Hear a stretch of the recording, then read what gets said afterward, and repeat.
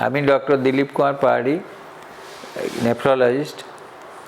তো আজকে আমি হাইপারটেনশন এবং কিডনি ডিজিজ সম্বন্ধে দু চারটে কথা বলবো। তো কিডনি খারাপ যখন আমরা ইনসিডেন্স দেখছি, কি কি কারণে কিডনি খারাপ হয়, তার মধ্যে ডায়াবেটিস থেকে কিডনি খারাপ হয় সেটা আমরা সবাই জানি। ডায়াবেটিসের যে সংখ্যা ভারতবর্ষে এবং সারা পৃথিবীতে সেটা অসম্ভব বেড়ে গেছে, সেই জন্য ডায়াবেটিস থেকে কিডনি অসুখের সংখ্যাও অনেক বেশি। সেটা ঠিকই, কিন্তু এটা আমার এখন যেটা মনে হচ্ছে ইভেনচুয়ালি এটা খানিকটা কন্ট্রোল হয়ে যাবে। তার কারণ হচ্ছে যে ডায়াবেটিসের কিডনির যে ডিজিজটা হচ্ছে, ডায়াবেটিসের এখন ডায়াগনোসিস ইজি, সবার ক্ষেত্রে গ্লুকোমিটার আছে, সবাই চেক করছেন, হেলথ কনসিয়াস আছে। ডায়াবেটিসের ডায়াগনোসিসটা ইজ নট ডিফিকাল্ট, মানে ইজি আছে। এবং ডায়াবেটিসের মার্কার ফর কিডনি ডিজিজ, মানে ডায়াবেটিস থেকে যে কিডনি হচ্ছে, ইউরিনে অ্যালবুমিন ক্রিয়েটিন রেশিও করলে মানে আর্লি স্টেজে মার্কারটা ধরা পড়ছে। এবং ইভেনচুয়ালি ক্রিয়েটিনিন বাড়ার আগেই যদি আমি চিকিৎসাটা শুরু করি, তাহলে আলটিমেটলি কিডনি ফেলিওরটাকে আটকানো যাচ্ছে। এই হচ্ছে কিডনি ডায়াবেটিস থেকে কিডনি খারাপের মেন সামারি। তাতে এইটুকু যেটা প্রেডিকশান হচ্ছে যে ইভেনচুয়ালি এই ডায়াবেটিস থেকে কিডনি ডিজিজটা বোধহয় কন্ট্রোলেবল, মানে সারানো তো যাবেই না, কিন্তু কন্ট্রোলেবল। আনফর্চুনেটলি হাইপারটেনশনের ক্ষেত্রে কিন্তু ব্যাপারটা একদমই আলাদা। হাইপারটেনশন যখন হচ্ছে তখন আমরা ব্লাড প্রেশার কন্ট্রোল করছি।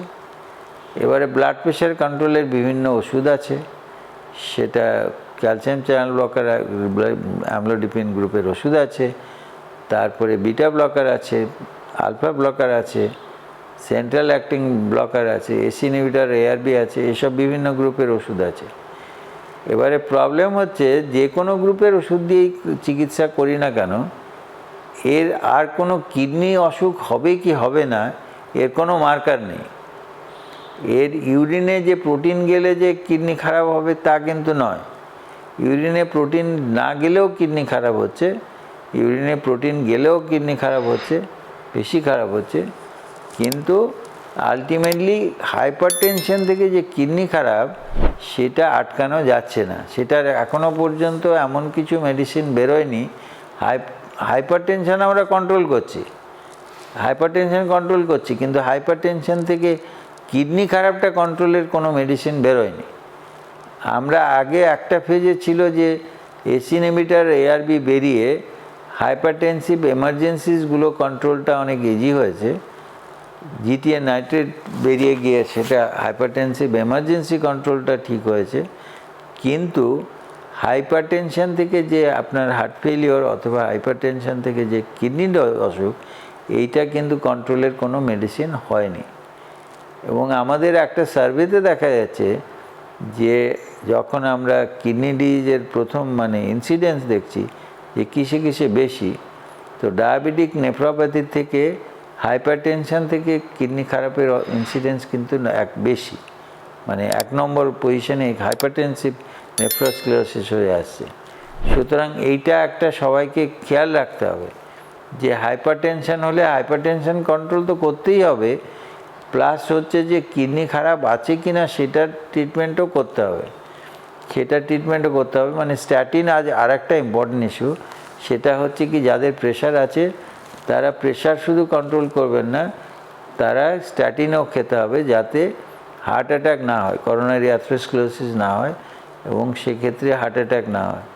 এবং কিডনিটা প্রোটেকশানের জন্য পার্সি কোনো মেডিসিন আশ্বাস নেই যে এসি ইনহিবিটর অথবা এআরবি আগে থেকে দিলে যে কিডনি ফেলিওর কম হবে, সেরকম কোনো এভিডেন্স নেই।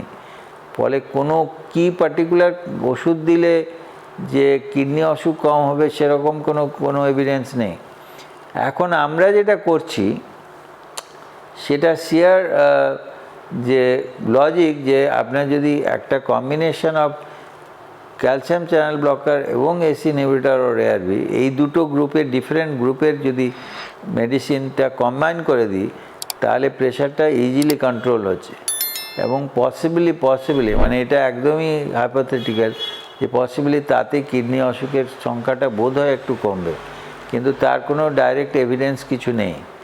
তো ফলে আমাদের এখন যেটা হচ্ছে কি, প্রেশার আমরা যখন ইয়াং বয়সে প্রেশার দেখি, ধরুন একটা পেশেন্ট 20 কি 30 বছর বয়সে এসে প্রথম তার প্রেশার হয়েছে, তো এখন তখন দরকার হচ্ছে কি যে কোনো সেকেন্ডারি হাইপারটেনশন হয়েছে কিনা, অ্যাওর্টা আর্টারিটিস আছে কিনা, coarctation of aorta, renal artery stenosis, এইসব ছাড়া প্লাস এন্ডোক্রিন, এইসব বিভিন্ন কারণে সেকেন্ডারি হাইপারটেনশন এসব আছে কিনা, নেফ্রাইটিস আছে কিনা, এসব দেখতে হবে। এইগুলো যদি আমি এক্সক্লুডও করি, মানে কোনো কিছু ধরুন পাওয়া গেল না অথচ প্রেশার বেশি, তার বেশিরভাগ 80% চান্স হচ্ছে ওই ইভেনচুয়ালি কিডনি খারাপ হবে, এবং সেটা প্রিভেনশনের কোনো ব্যবস্থা কিন্তু আমাদের হাতে নেই। আমরা খালি প্রেশার কন্ট্রোল করে যাচ্ছি, কিন্তু খালি pressure control is not enough. কিন্তু আমরা কি করলে যে কিডনি খারাপ আটকানো যাবে সেটা আমরা জানি না, মানে মডার্ন সায়েন্সে এটা আননোন। ফলে এটা একটা ইম্পর্ট্যান্ট ক্যাভিয়েট, এবং সবাইকে সাবধানে থাকতে হবে। সল্ট ইনটেক পাশি যে মানে কতটা নুন খাচ্ছে তার একটা ইম্পর্ট্যান্ট ইস্যু।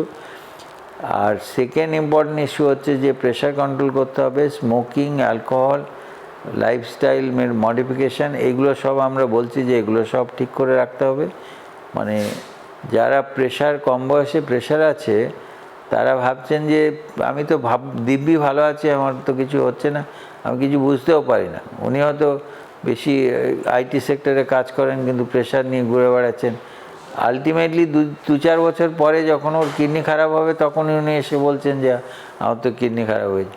ওই যে 5 বছর ধরে উনি প্রেশারে ভুগছিলেন, সেটা তো যে কিডনি খারাপ করছিল সেটা উনি বোঝেননি। মানে কাউকে না কাউকে বোঝাতে হবে তো একসময়। তো এটা একটা ইম্পর্ট্যান্ট ইস্যু, এটা সোশ্যাল ইস্যু।